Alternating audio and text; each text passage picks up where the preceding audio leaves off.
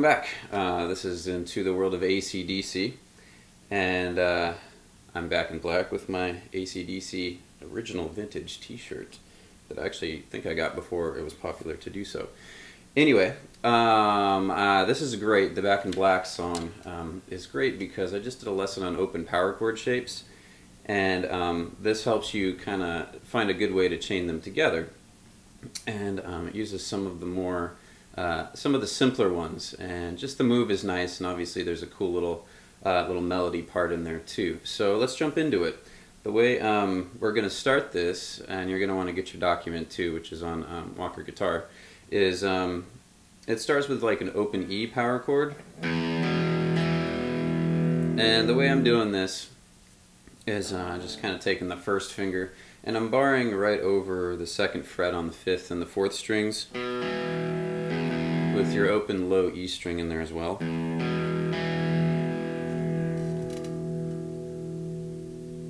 And just a little tip here, talking a little bit about tone.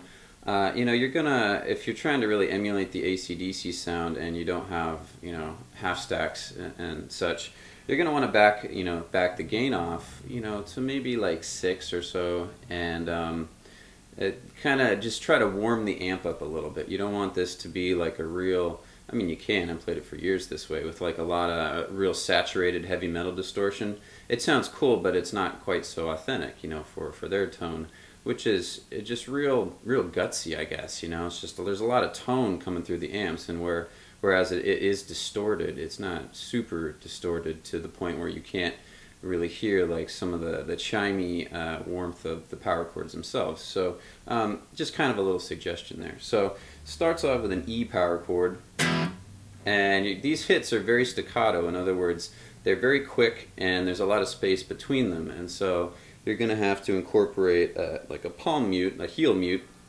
with this part of your right hand, your picking hand, to where as you strum that power chord, strum your E chord, you're going to come right onto the strings, somewhere between an inch or so, right over the bridge, to silence that, because you don't want to hear this where you go and you try to let go and that open string still rings, or you get something or other where you get that kind of sound, that harmonic overtone coming in there, which works only if you mute it with the left hand but not with the right hand. So you're going to have to coordinate that in time. Now again, that's kind of a step I would add after you get the basic pieces, but that's something you're going to want to do to clean it up. So you do power chord and a nice heel mute, and then within that silence you're going to jump to your D power chord. So just like your open D chord without the high string. And I'm going to kind of jump through these shapes quickly here, because you should be familiar with them from the open power chords lesson. So it goes to an open D power chord. Those 3 strings, open D, 2nd fret, 3rd fret, no high string. You're going to hit that once. So it's E, D, oh sorry, a trio. You're going to hit it 3 times. I like to strum down, up, down. Now that's just me, but that's how I do it. I bring my thumb over to where I actually can mute the low A string. So where when I strum through on the up strum, I don't catch more than I want. So that's another technique. And also be really careful when you tune to make sure that your strings are all perfectly in tune. So use a tuner, or if you're really good at it by ear, then God bless you, and you know, go with that. But because you're playing power chords, you're going to notice immediately if a string is out of tune, even a little bit, because you're always playing 2 of the same notes, and there's a real tendency with that to get that kind of funkiness if it's not perfectly in tune. So you just want to double check that. So anyway, enough rambling, here we go. So it's E, D, and then you're going to jump to A. And A is just like E, but it's rooted off the A string. So open A string, 2nd fret 4th, 2nd fret 3rd. Thumb has the low string, and you lean over the top 2, and you do 3 hits there.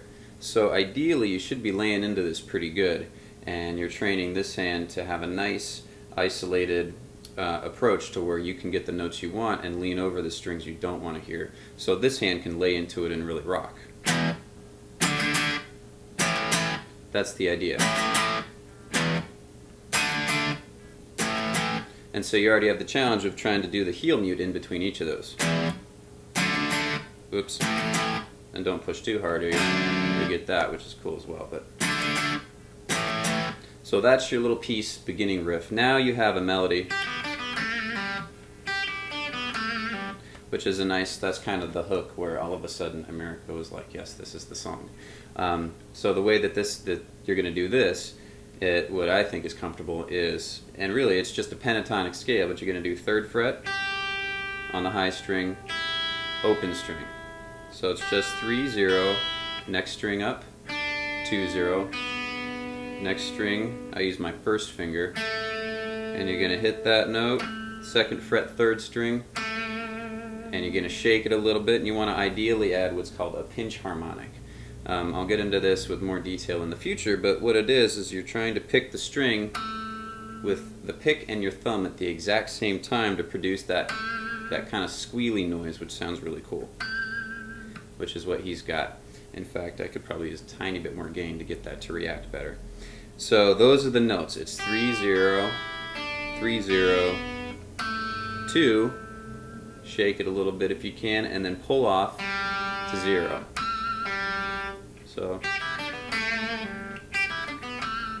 So that's your lick. I like to alternate pick it, do whatever you feel is comfortable for now. So, and also that is just a minor pentatonic scale in the open position. Because if you know your A minor, it's the same thing. It's just you don't need to use another finger, so it's a lot easier. That's all it is. So that is your core beginning riff, first half.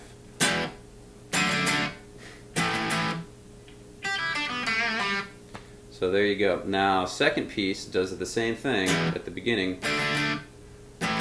but instead of that little pentatonic lick, you have another lick which goes. Now the way that this works is you're going to do 2nd fret, 5th string with the 1st finger, and you alternate. You always do this 2nd fret note, and you start walking your way up the low string with your remaining fingers.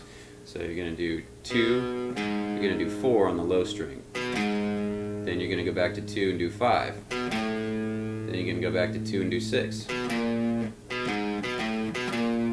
then you do 2 and you do 7, which happens to be the exact same note that you're holding. But you can slide out of it here. It kind of slides out. 2,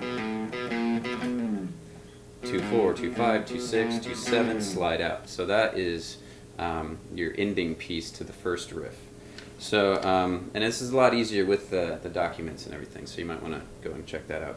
Now, the second half of it, which I feel is, in a lot of respects, significantly harder, sounds really cool though, is this. You're going to center around an A chord. Now this is the that part. You're going to go.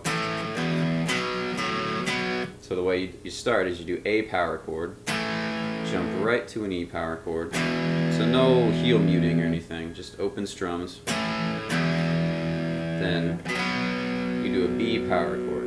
3 fingers, 2nd fret, 4th fret, 4th fret.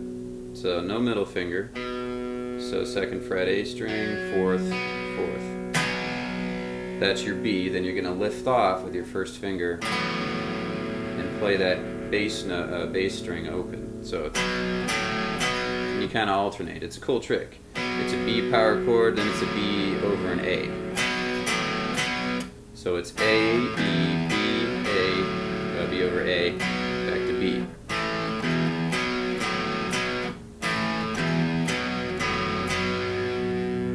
That's how that part works. Yeah, 2 times in a row.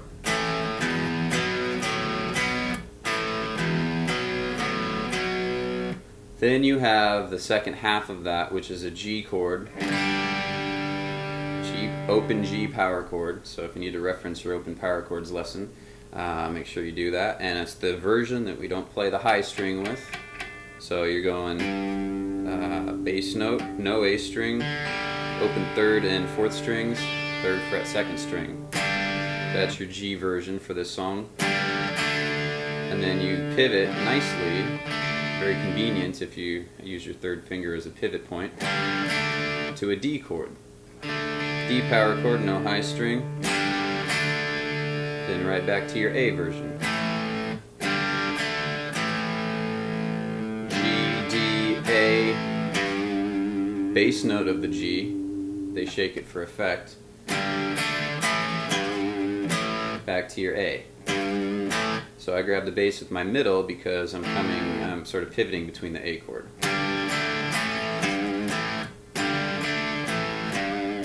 That piece goes 2 times. G, D, A, G, A. Whoops.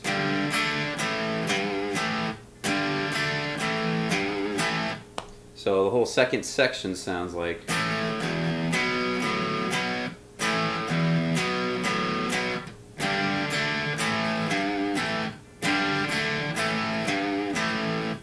So those are your pieces. Now it goes through one more pass on the second section. This part again. Back in black. All that is kind of a nice transition back to your verse. G chord, power chord, but with the pinky now, just to add some shininess. And a full D chord. That's the only difference. So the whole chorus, if you will.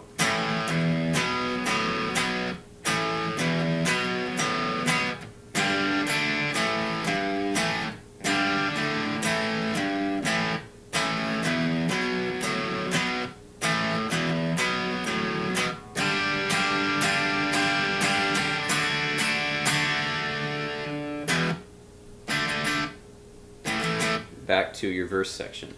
So those are your 2 pieces. Now, to be perfectly honest, it's not the easiest thing to get sounding clean.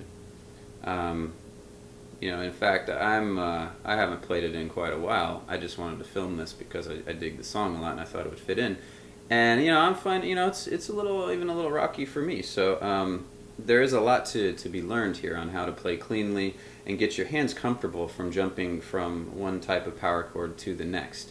But this is, you know, the ultimate version of how to chain these together in a way that really rocks. So I hope you dig it, and feel free to send your requests to walkerguitar.com. Check it out, and I'll see you guys on the next installment. So take it easy.